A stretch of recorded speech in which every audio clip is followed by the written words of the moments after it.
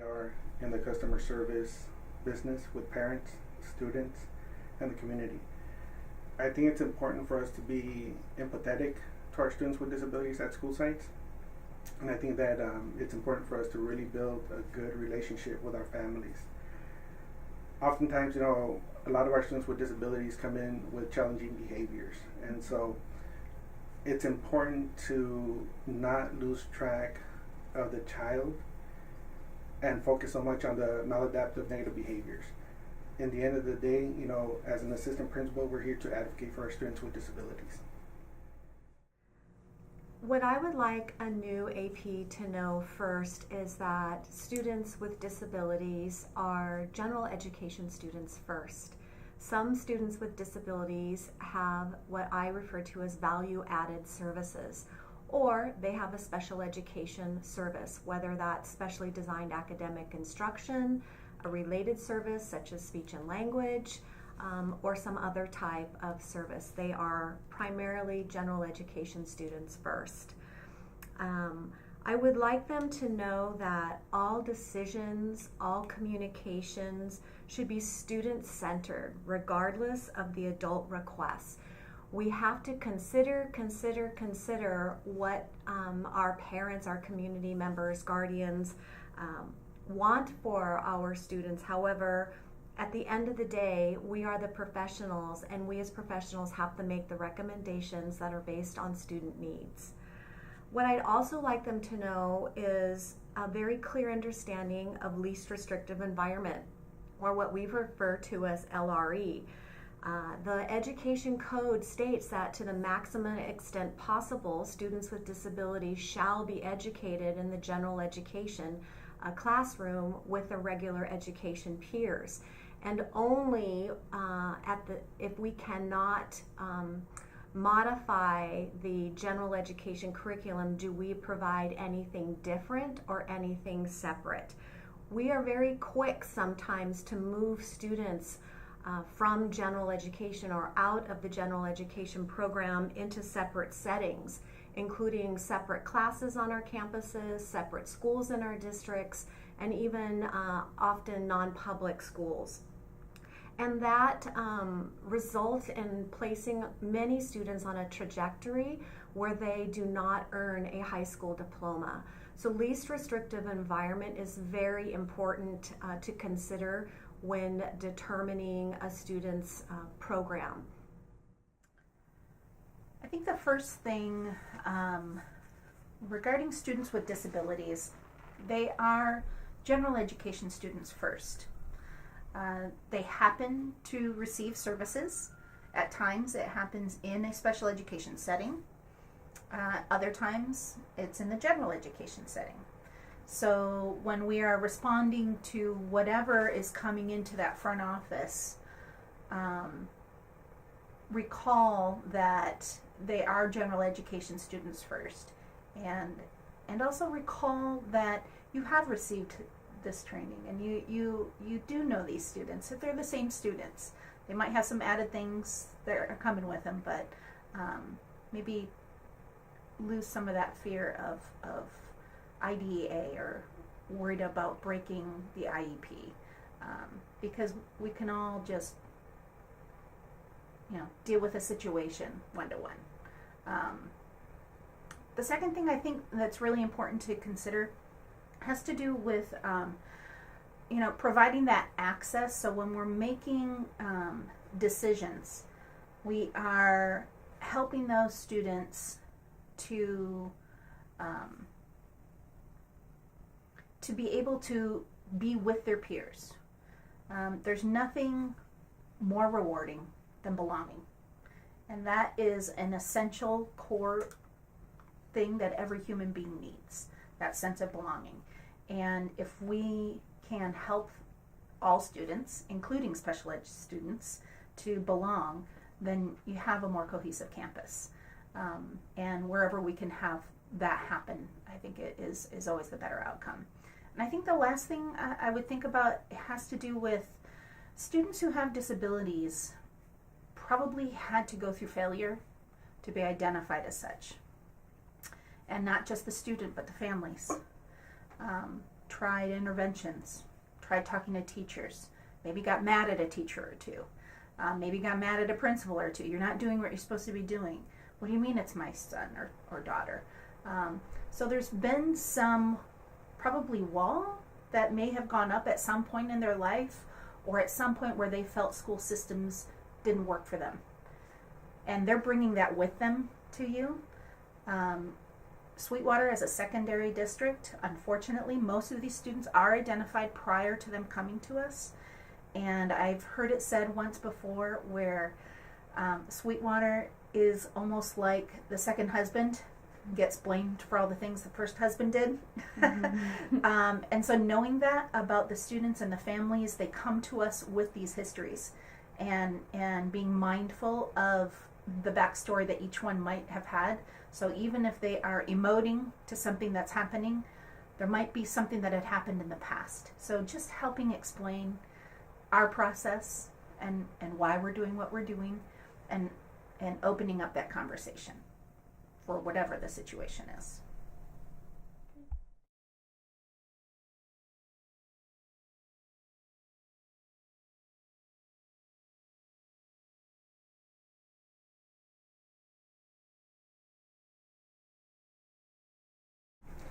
I think assistant principals need to start with educating themselves about the student with the IEP and the needs.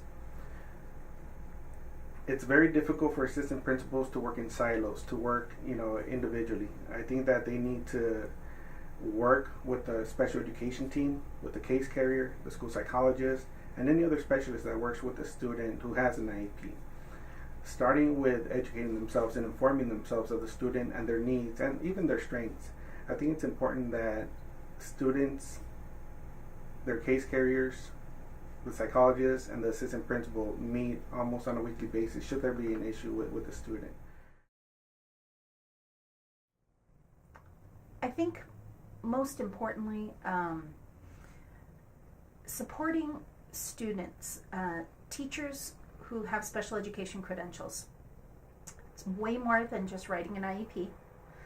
There are follow-up on progress that we're doing constantly, communication with parent as things might be going on in the home, or things might be going well in math class but they're going bad in English and history and science class, and then also supporting that student, supporting the general education teacher, and helping them not just with accommodations but also being able to help them problem solve, because again, students come with their own set of history, and it's difficult to always know what to do in a situation. I think also preparing each one of these individual, we're almost like an emotional coach at times too as a special education teacher. You need to guide them through a process and reassuring that we're going to be working on it together, and in that constant state of problem solving for each one of the students on that caseload. In addition, you are prepping for classes. As a special education teacher, typically you have more than one prep, of which you probably don't have the general ed credential, and therefore you might not have as much of an expertise or background in that area. However, we get to be pretty darn good at those curricular areas. And all of this has to be done every day, day in, day out. So it's a pretty heavy load as a special education teacher, and having an understanding about that when perhaps maybe something's happening with a parent and they weren't able to respond in a timely manner, having an understanding when you can approach them so that they can not feel threatened, because it's a tough job. So first, I would want an AP to know to not be afraid to ask questions. We all as professionals are learning every day, and we need to feel comfortable and confident that we can ask questions, and that we're here together to work as a team to make the best decisions we can for our students, for all of our students. I would want assistant principals to know 5 definitions for special education. What is special education? What is a related service to support special education or specially designed instruction? And in California, we refer to that as specialized academic instruction. What are supplementary aids and services, those services that support the general education environment? And what are accommodations and modifications, and how do those differ? Those 5 definitions will help an AP tremendously through the IEP process. And then connecting the dots. There are 5 basic dots that we need to connect in special education. And it all starts with assessment. Everything begins with a good assessment, a valid assessment when initiating or substantially changing any type of special education service. From the assessment, we move to what are the present levels of education? What are those areas of need that have been identified? What are the goals? What would that least restrictive environment placement look like? And then what supports would we have for general and special education? So back to those supplementary aids and services and those related services. So through that IEP process, it is a system of connecting all of those dots. And when those dots don't connect, then ask questions and try to seek understanding and making sure that we have those dots connected. And then finally, communicate in a manner that your grandmother can understand. Avoid using jargon and acronyms. We're not lawyers. We are not here to recite the law. We have lawyers to do that. We are here to work and develop and fostering relationships. If we focus on fostering those relationships, that goes a long way in supporting our students with disabilities.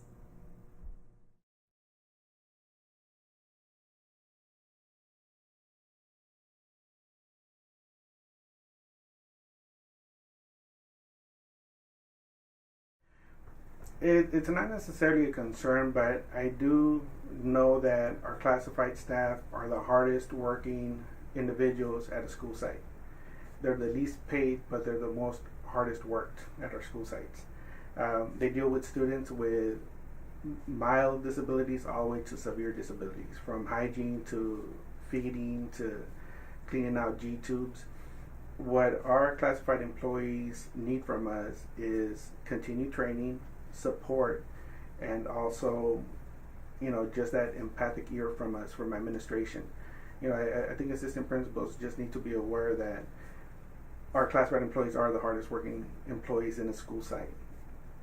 I've done that job. I know how difficult it is. It's the lowest paying job here in the district. So I think just a lot of verbal praise and a lot of attaboys or attagirls will go a long way with our classified employees.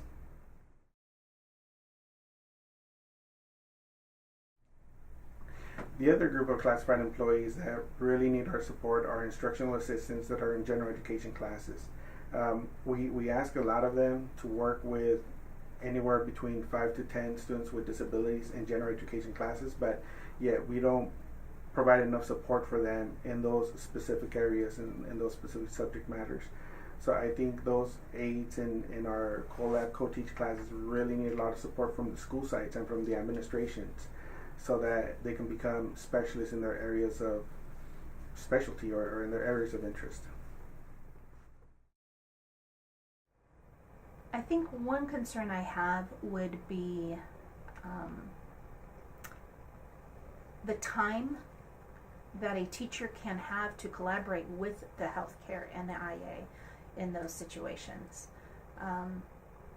Trainings are great, and I think training is one part of it, but I almost think a more important part of it is being able to kind of problem solve with your team, with your healthcare, with your instructional assistant.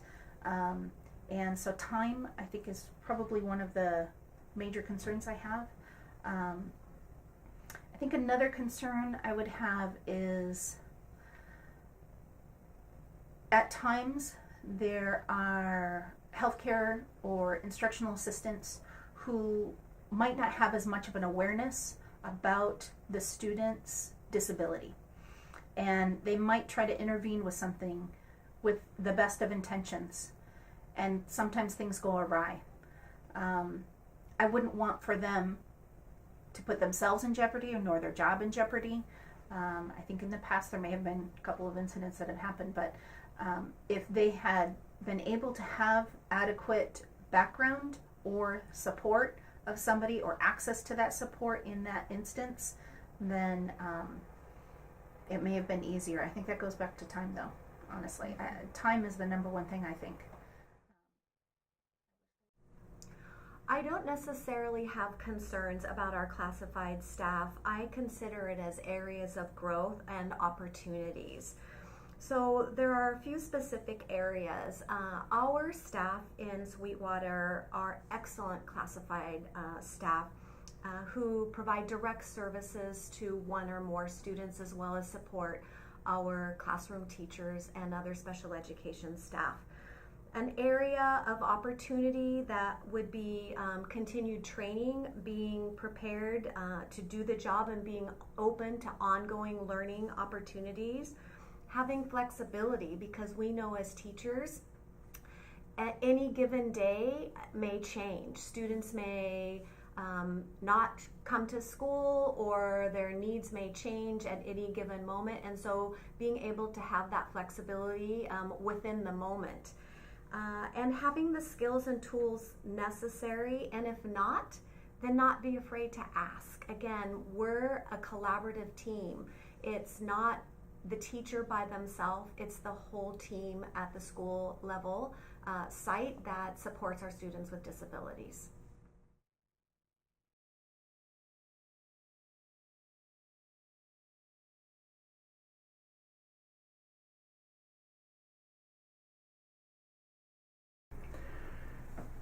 In the Sweetwater Union High School District, we tend to get a lot of work dropped on our laps because we're specialists in certain areas.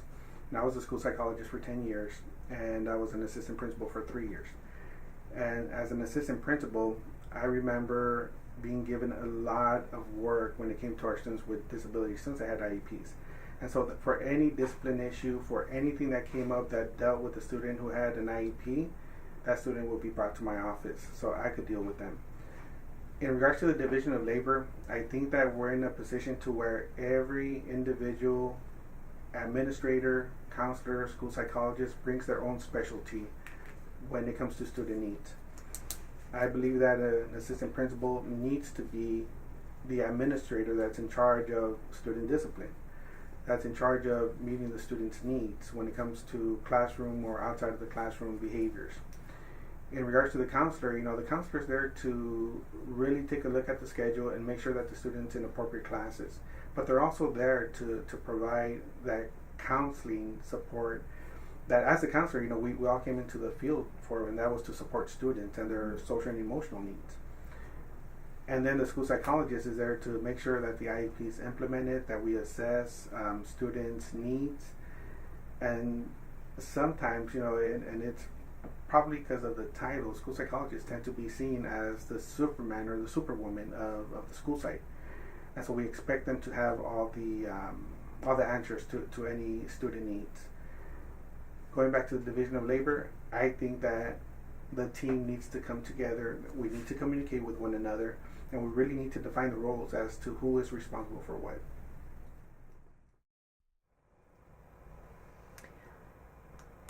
I think assistant principals, along with psychologists, should be able to do some decision making in terms of a flow, so that students who have a disability that happen to get called into the office do not make a direct line for the psychologist office. There should be one door of services that all of our students walk through. General education is what our students with disabilities participate in first and foremost.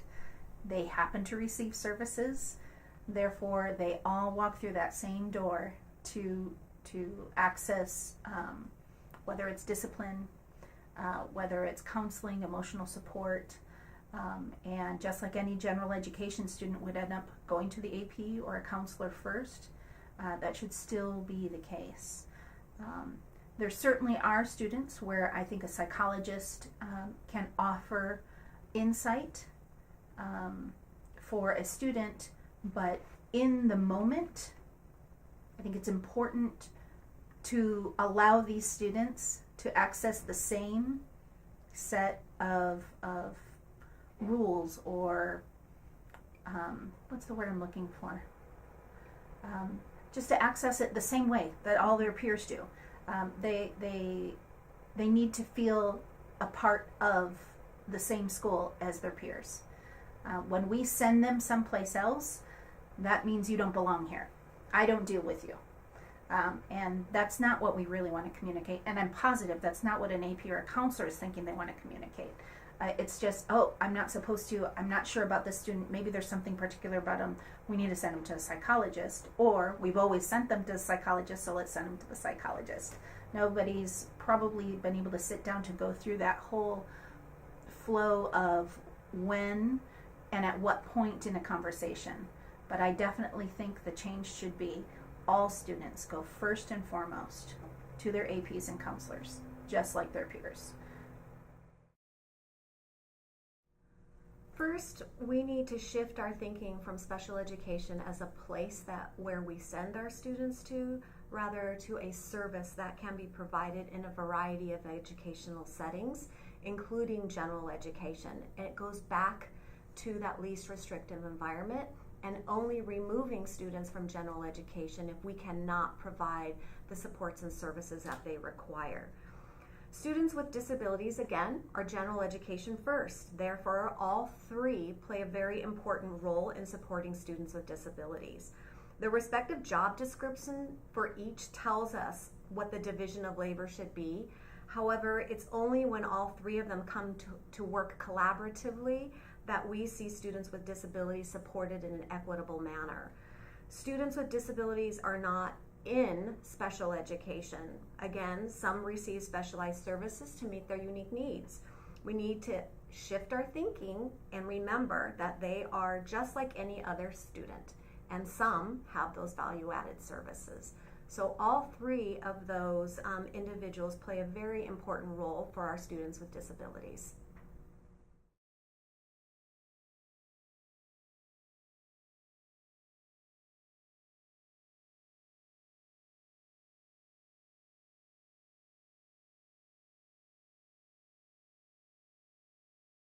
And something that I'd like to share with a new assistant principal in regards to special education, just as an assistant principal, it's a beautiful journey.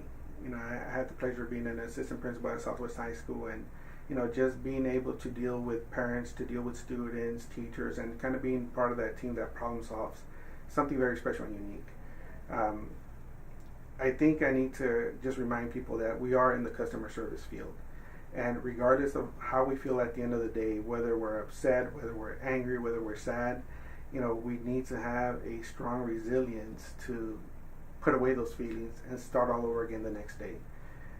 What I would recommend is that assistant principals have the coping mechanisms in place, or just have someone to talk to get those feelings out, because the next day there's going to be another student that's going to need our support. In regards to students with disabilities, we need to not lose track of who these students are. These students do not choose to misbehave. They don't choose to be inattentive. They don't choose to be hyper or impulsive. That's just part of their neurological processing. It's really something that's wrong with the way they process information. And so I think we need to still continue being empathetic towards that and really not give up on our students.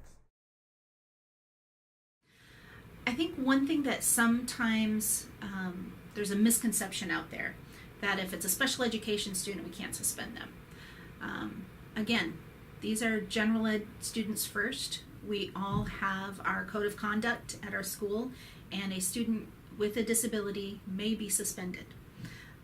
There are safety procedures put in place within the IDEA that allow us to say, well, let's monitor this. Are we up to our 10 days yet? If we're not up to our 10 days yet, we can suspend, but if we're close, we need to hold that manifestation determination.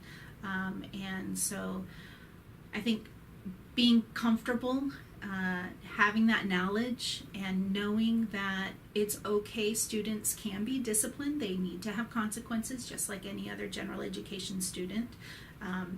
There might be situations for students who have more moderate to severe disabilities that are not cognitively aware of the consequences of their actions, where we might not suspend.